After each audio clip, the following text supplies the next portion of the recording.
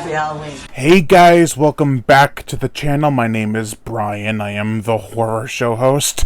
And if you thought that unboxing video was the only thing I'm releasing on Halloween, which is today, no. I'm going to release this video, a possible trailer reaction, and a news update on what's coming up next year. So, let's dive right in. Today I'm looking at, well, not really looking, I can't see anything without my glasses. Okay, there we go. I'm looking at the footage we got for Halloween Kills.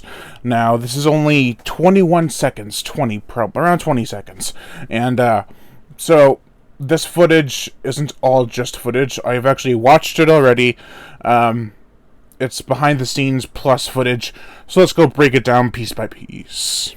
The first thing we get is a shot of Laurie's house on fire with some firemen putting out the fire with their hoses, and you can see the smoke rising, and I'm assuming Michael Myers at this point is going to escape. He is obviously going to escape at some point, but is it going to be at this scene, or is it going to be before or way after? So it's a good speculation to think about. Are they going to be putting out the fire while he's still in there, or while he's already gone? Will it all be worth it in the end?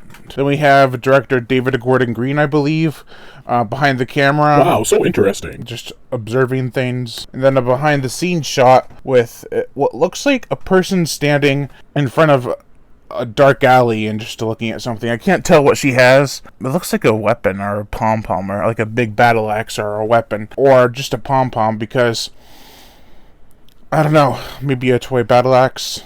It's so blurry it's hard to tell, and I have terrible vision, as you probably have already all guessed. But there is something in front of her. Is it Michael? We'll find out. I mean, then we have the actor, I can't remember his name, who portrayed Tommy Doyle in the first film. He's back with a baseball bat, ready to attack. That's pretty bad butt. Oh yeah, I can't swear because of monetization issues, but yeah, so it's pretty kick butt. And we have the red lighting, and it just looks really atmospheric, much like the first Halloween from 2018. Then we have someone with a bloody hand holding on to what I can only assume is an armrest, or a door handle. Either way, it's going to be something. He's got blood on his hand, so he's either injured or he committed a murder. I'm saying he because the hand just looks like a guy's hand, but like I said before, we'll find out.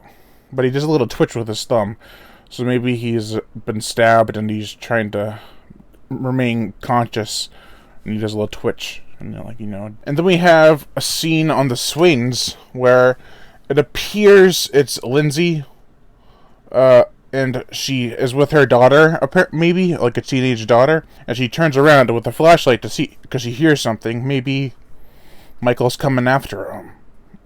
You shouldn't be out on Halloween, Lindsay. Haven't you learned already? And then we have our first good clear shot of Michael Myers in front of blinds and some hospital equipment. It looks very eerie. And is he going after Laurie or someone else in the hospital? Why would he be going after someone else in the hospital? Well, time will tell. Then we have David Gordon Green saying, "Action." This is breaking news. And then we have a scene with the scene transition chopper. Oh, I forget what they're called. But it looks like it's in a car, busted up car with a woman in the background. It's really hard to make out. Then we have a little kid walking up to Michael Myers, holding a jack-o'-lantern trick-or-treat bucket. Oh my god, he's walking! That's a pretty eerie shot. Is it one of the characters is children, or one of the main characters is children, or is it just a random kid? I mean, in the last movie, Michael Myers killed a kid, so one can only speculate so far as to what he's going to do to that kid. Hopefully he doesn't ask if he can be his friend, like in Halloween 2, the remake. Then we have David Gordon Green looking through a lens, trying to get the right lighting for the scene, I believe, because he's standing right next to a big light. It's so important that you know this. Then we have, I believe it's Karen running out of the car. It's more reddish blonde hair, like Karen has, and she's got a weapon of some sort. And is she holding? No, oh wait, no, that's not Karen. That's her daughter. Dang, I think her name's Allison. Well, she was in the last one, and she is coming back for this one, obviously, and she looks like she's determined and is ready to kick some butt. Then we have Karen and and obviously a interrogation room in the police department where she's answering questions, probably, or she could be just sitting there reconciling what just happened or reflecting on what she's supposed to do next.